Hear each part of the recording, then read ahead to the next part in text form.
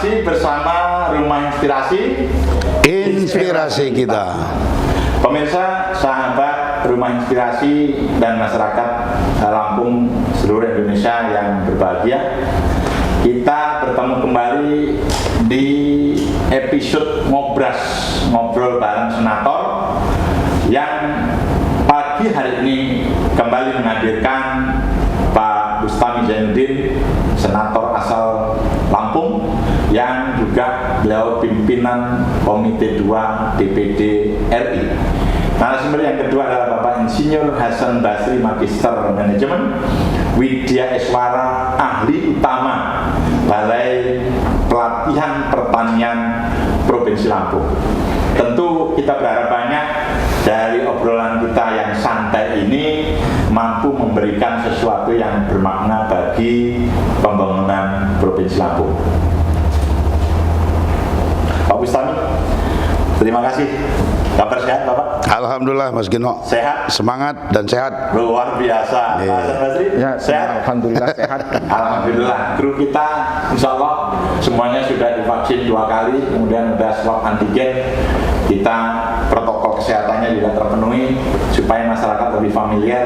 Kami persilakan. Oh, bisa ya? Ya, terima kasih Ya, Mas Gino. wajahnya Biar wajahnya gitu. terlihat lah ya. Ya. Wajah gantengnya Pak Hasan Basri lah ya. Kelihatan dari rambut. Iya. Bagus. Siap. Inisiatif untuk Ya. melaksanakan Ngobras ini kan punya harapan. Ya. Sebenarnya apa sih niatan senator turun ke daerah, kemudian Ya. ngobrol bareng dengan stakeholder terkait yang ada di Provinsi Lampung. Mungkin secara singkat Ya. Gus bisa sampaikan kepada publik. Ya, terima kasih Mas Gino, pemirsa sekalian yang saya hormati. Tamu saya Pak Hasan Basri dari BPP Lampung. Mas Gino, kegiatan ini memang pertama saya tentu berterima kasih nih ya, bisa diliput oleh teman-teman dari Rumah Inspirasi, karena memang penting bagi kami sebagai wakil daerah. Jadi DPD ini adalah sebuah lembaga negara yang dibentuk menjadi wakil daerah di tingkat pusat. Sebagai representatif daerah, kita punya 3 fungsi utama: fungsi legislasi, fungsi budgeting, dan fungsi pengawasan. Fungsi legislasi ini menjadi penting karena kita membuat regulasi, peraturan perundang-undangan, kemudian revisi terhadap undang-undang yang sedang berjalan. Kemudian bicara budgeting, bicara setiap tahun Presiden menyampaikan nota keuangan namanya, setiap tanggal 16 Agustus dia menyampaikan dalam sidang bersama antara DPR dan DPD untuk memaparkan untuk tahun anggaran berikutnya, tidak terkecuali yang lalu. Kemudian fungsi pengawasan. Nah, oleh karenanya fungsi-fungsi ini kami lakukan di 2 tempat. Pertama, tempatnya di Ibu Kota Negara, kita akan selalu berkoordinasi dengan kementerian terkait. Jadi menteri beliau ini kalau saya di Senayan, saya panggil menterinya.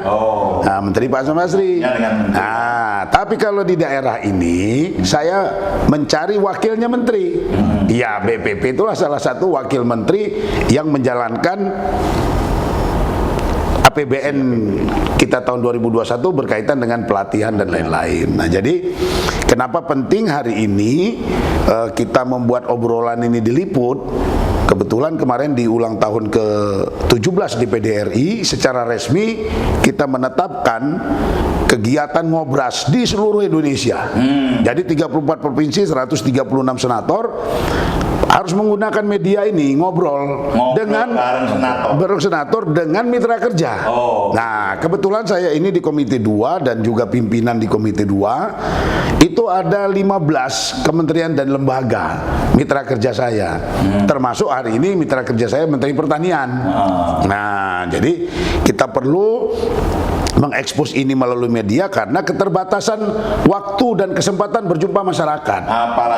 Apalagi ada pandemi nambah jadi barang ini. Makanya kita penting karena ini berkaitan dengan akuntabilitas kepada publik. Karena beliau dituntut Menteri Pertanian, kami juga DPD dituntut oleh rakyat juga.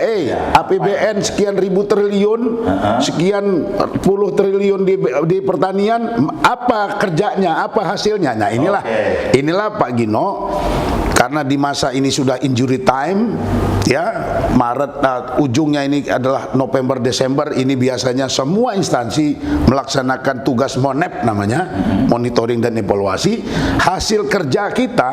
Waktu rapat kerja perdana dulu tanggal bulan Januari Februari kan rapat kerja kita dengan menteri, apa sih yang mau dikerjakan 2021. Nah hari ini kita turun reses ini dalam rangka monitoring, jalan nggak ini dengan yang sudah dititipkan uangnya ke Pak Hasan Basri ini.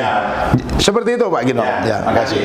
Tadi Pak Bustami sudah menjelaskan kenapa sih senator mesti ngobrol bareng bersama dengan senator, baik dengan stakeholder, mitra lembaga terkait, tentu juga dengan masyarakat. Betul. Pak Hasan Basri tadi sudah tahu sebenarnya apa maksud Pak Bustami. Tentu Pak Hasan Basri sebagai widya iswara utama, ahli utama di Balai Pelatihan Pertanian, sudah beberapa punya program untuk menjawab harapan masyarakat sehingga memastikan negara hadir di seluruh sektor kehidupan masyarakat. Monggo, Pak Hasan. Ya, terima kasih Pak Gino dan Pak Bustami sebagai Ketua DPD Provinsi Lampung. Alhamdulillah syukur pada hari ini kami Balai Pelatihan Pertanian Lampung bisa bersinergi dengan DPD, dan ini atas inisiasi dan kita bersama, saya yakin karena ini merupakan satu kewajiban negara untuk selalu mengawal pelaksanaan kegiatan yang ada di daerah. Saya yakin bahwa tentu sebelum ke sana saya ingin menyampaikan bahwa Balai Pelatihan Pertanian Lampung ini merupakan UPT, unit pelaksana teknis dari Kementerian Pertanian, khususnya BPSDMP dan Pusat Pelatihan Pertanian, sehingga kita di daerah ini melaksanakan fungsi tugas yaitu ada 3: menyelenggarkan pelatihan fungsional, melaksanakan teknis, kemudian kewirausahaan, baik bagi aparatur maupun non aparatur. Tentu setiap tahun kita alhamdulillah mendapat tentu luncuran APBN dari yang tentu pengawalan dilakukan oleh DPD. Kita tahun ini saja itu ada 16 miliar Pak. Alhamdulillah untuk kepentingan pelaksanaan kegiatan, termasuk tentu yang paling utama sekarang ini petani milenial yang jadi pusat perhatian. Petani milenial itu luar biasa. Sekarang Pak lagi gandrung-gandrungnya nih. Karena apa? Kan disinyalir sekarang ini petani-petani kolonial ini makanya sudah tua-tua, sudah pada pensiun, ada yang pensiun, ada yang ini, sehingga perlu ada penggantian regenerasi. Karenanya kita ada kurang lebih setiap tahun itu 1.500 petani sasaran untuk dan sekarang kita sudah terserap 80% Pak. Jadi 80% ya artinya 12 miliar kurang lebih yang sudah dialokasikan dari 1.200-an yang dilatih, dan itu tentu berkecimpung di dalam bidang pertanian.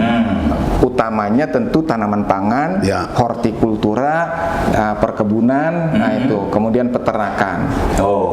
Dan tentu sekarang ini ada yang namanya luncuran dari pusat itu untuk pengelolaan kesuburan lahan khusus, karena kan pengelolaan kesuburan lahan ini salah satu yang terus-menerus dilakukan.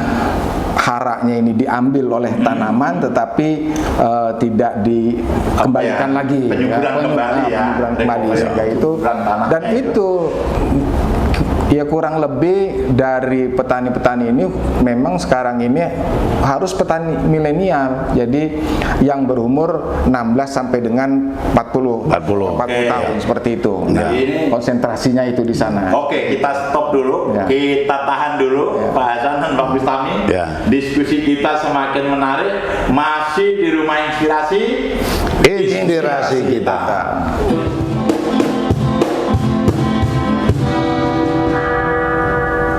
Jangan kemana-mana, masih di Rumah Inspirasi aspirasi kita. Episode Ngobras kali ini masih didukung oleh Aneka Printing Brothers, konveksi dan reklame. Bagi mitra kerja kami masyarakat yang ingin berpesan untuk pesan kaos dan lain-lain, boleh menghubungi nomor HP yang ada di bawah ini. Pak Bustami, Pak Basri, obrolan kita makin meningkat ini. Ada diskusi yang menarik antara kolonial dan milenial di bidang pertanian. Ini sesuatu yang luar biasa. Kolonial diartikan, Pak Bustami punya definisi yang menarik tadi obrolan di luar forum ini, bahwa di kampung itu yang tinggal itu nenek-nenek dan kakek-kakek serta cucung. Bagaimana ini bisa produktivitas hasil pertanian bisa meningkat ini? Bisa dielaborasi lebih lanjut nanti Pak Hasan Basri bisa nanggepin seperti apa yang realitas Lampung yang milenialnya itu. Monggo. Betul. Ini juga Mas Gino ya menjadi kerisauan kita semua ya, bukan hanya di Lampung dan ini hampir seluruh Indonesia ini. Anak-anak muda kita ini apa ya, semangat untuk menjadi petani itu justru lapangan pekerjaannya sangat terbuka lebar, tapi kok peminatnya sedikit. Nah, padahal negeri kita ini dengan 270 juta jiwa membutuhkan makan pangan yang luar biasa ya. Nah, oleh karena itu sebenarnya hal-hal yang sudah dilakukan Lampung ini menurut saya ya melalui BPP, satu bukti nyata kita kemarin tuh mendapat penghargaan nomor 1 di Provinsi Lampung untuk produksi beras ya. Artinya di sini kan sebenarnya ukuran bahwa menurut saya ya, nanti pasti akan dijudge oleh Pak Hasan Basri. Menurut saya tidak terlepas daripada keberhasilan mendidik petani-petani yang masih muda. Karena jujur Mas Gino, ya kalau masih petani yang kolonial tadi, orang kolot iya mah, kata orang Sunda mah ya. Jadi kalau tenaga ini kan petani ini kan membutuhkan tenaga. Nah, apalagi sekarang ya, kalau mau adanya produktivitas yang lebih tinggi, itu harus dengan teknologi. Teknologi ini harus dikuasai oleh anak-anak yang berpendidikan. Nah, sekarang ini anak-anak kita yang terdidik di kuliahan maupun di SMA semuanya sudah melek teknologi.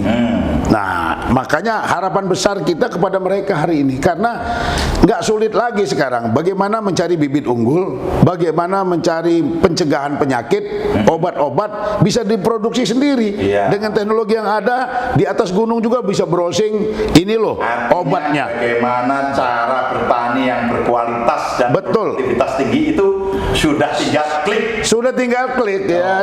Harus menjadi petani modern ini menjadi penting. Sementara kolonial tadi kan hanya mengandalkan konvensional ya, konvensional kebiasaan menurut nenek moyang kita seperti ini, padahal ini kan sudah berpuluh-puluh tahun, beratus-ratus tahun yang namanya lahan kita itu kan harus diapakan, harus direcovery. Ini kan dengan teknologi, dengan pengetahuan seperti itu. Basri, mungkin betul apa enggak ini kira-kira seperti itu kondisinya? Ya, memang kondisi saat ini tentu sudah apa yang sebagai digambarkan oleh Pak Bustami, petani kolonial itu masih konvensional. Artinya sangat sedikit yang bisa mengimbangi perkembangan teknologi. Teknologi. Nah, karenanya tentu kami juga lebih berkonsentrasi pada petani-petani milenial yang sekarang ini, balai pelatihan di situ mainnya sekarang ini, karena wajib memang untuk ke petani milenial sekarang ini tadi antara umur 16 sampai 40 tahun ini harapannya. Nah, ini kadang-kadang di lapangan ini kan seringkali yang petani-petani milenial ini memiliki inovasi yang tinggi, sehingga keberhasilan pembangunan pertanian di Lampung ini juga tidak terlepas dari keberhasilan petani milenial yang ada di wilayah masing-masing. Nah, dari 1.200-an yang sudah menikmati target sasaran balai pelatihan pertanian, seberapa persen ini petani milenial ini yang sudah terlatih ini, Pak Hasan?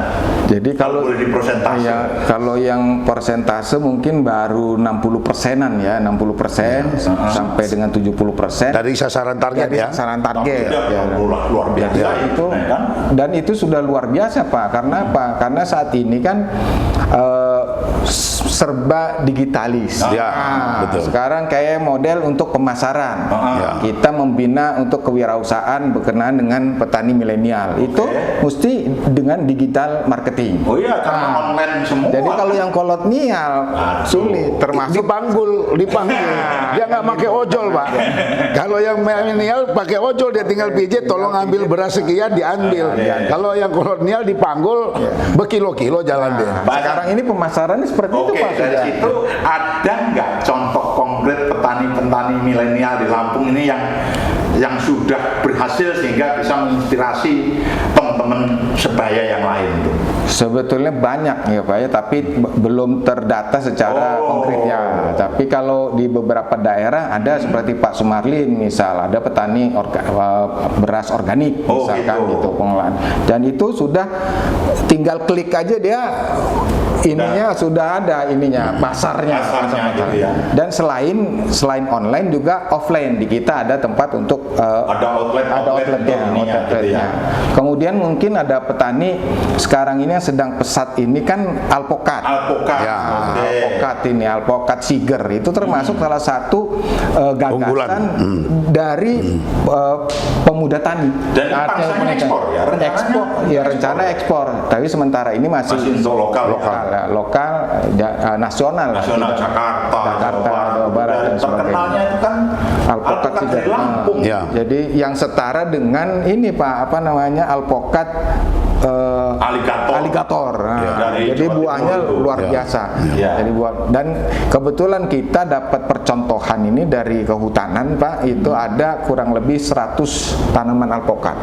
Jadi yang insya Allah 3 tahun sampai 4 tahun itu sudah mulai berbuah. Dan ini juga hasil dari inovasi dari petani milenial Pak. Jadi yang diterapkan.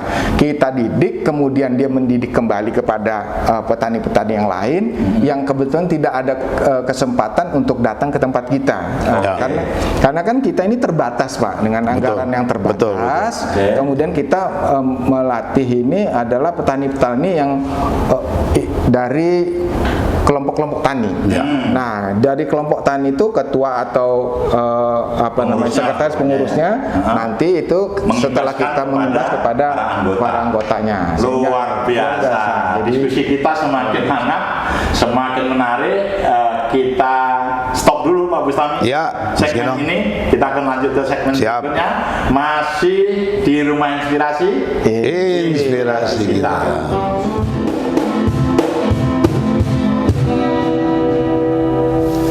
Masih bersama Rumah Inspirasi kita.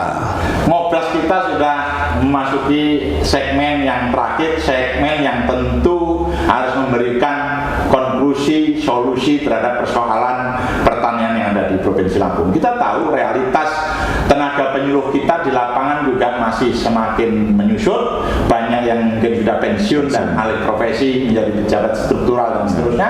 Padahal kebutuhan untuk meningkatkan produktivitas hasil pertanian semakin ditunggu oleh masyarakat.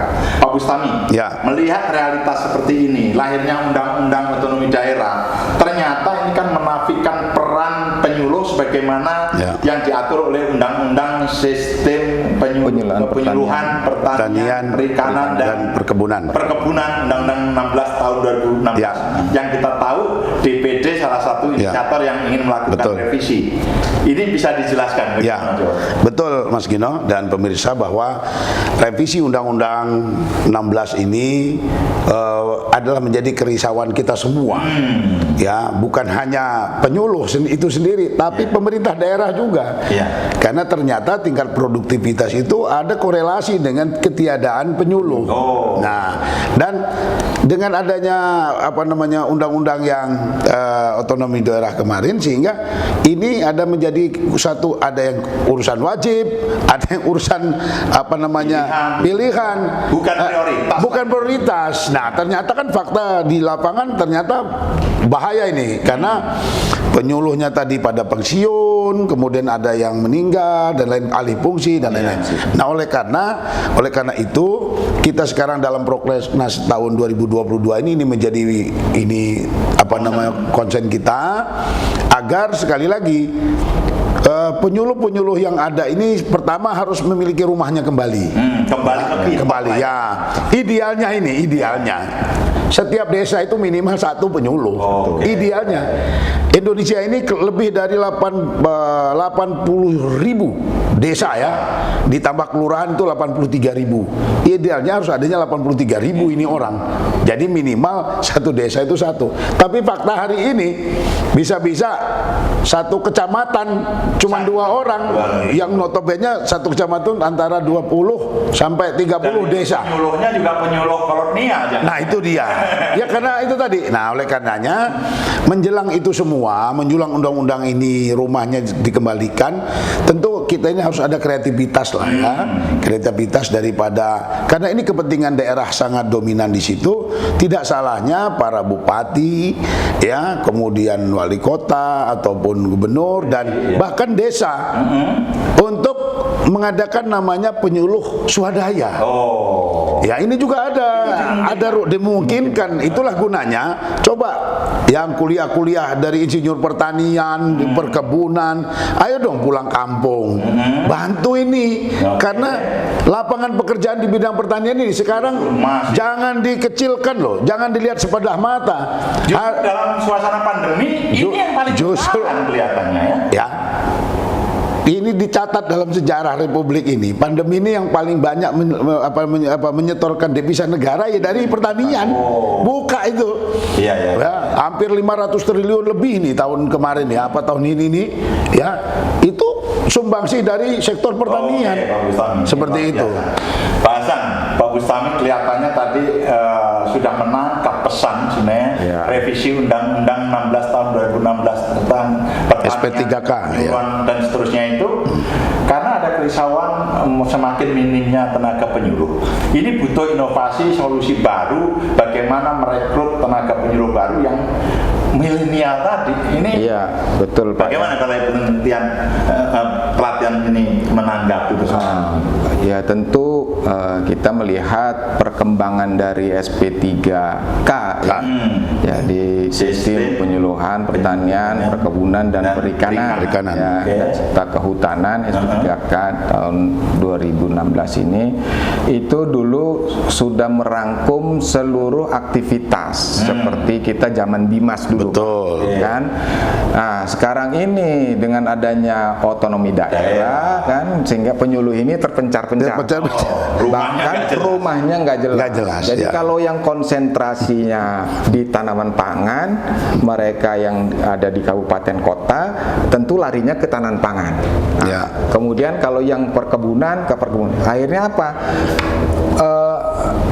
Pembangunan pertanian jadi ternambah, jadi sektoral, jadi tidak jadi sektoral kan seperti itu. Nah, ke depan harapannya memang tentu kita menyambut baik adanya revisi ini, karena kembali lagi ke hito seperti dulu ada BP4K, Balai Penyuluhan Pertanian dan Perkebunan Kehutanan itu di kabupaten. Kan gitu. Kemudian di Balai Penyuluhannya dan namanya BP3K. Nah sekarang ini kan yang penyuluh-penyuluh yang lama ini sudah pensiun, tentu harus ada pengganti. Cuma ada pengganti ini baru kemarin itu dilaksanakan terhadap 6.000 PPK, ya kan, diangkat menjadi tenaga penyuluh. Ada ya, sudah ada upaya. Sudah ada upaya, sudah dari Kementerian Pertanian tentu. Tapi itu se-Indonesia itu. Se-Indonesia. Jadi masih kurang. Padahal depan harapannya itu, Mas Gino. Karenanya solusi yang ditawarkan Pak Bustami ini tentu menjadi harapan besar Pak. Jadi ada penyuluh swadaya yang direkrut oleh kabupaten kota masing-masing. Atau bahkan desa. Bahkan desa. Dengan dana desanya Pak. Infrastruktur.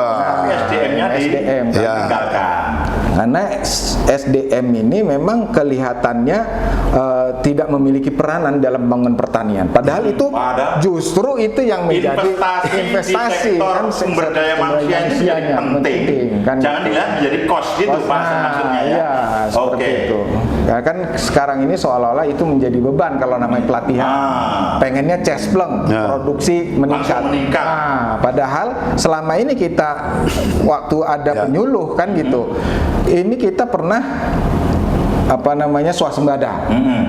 Tiba-tiba kan tiba-tiba karena adanya otonomi daerah itu, kemudian penyuluh ini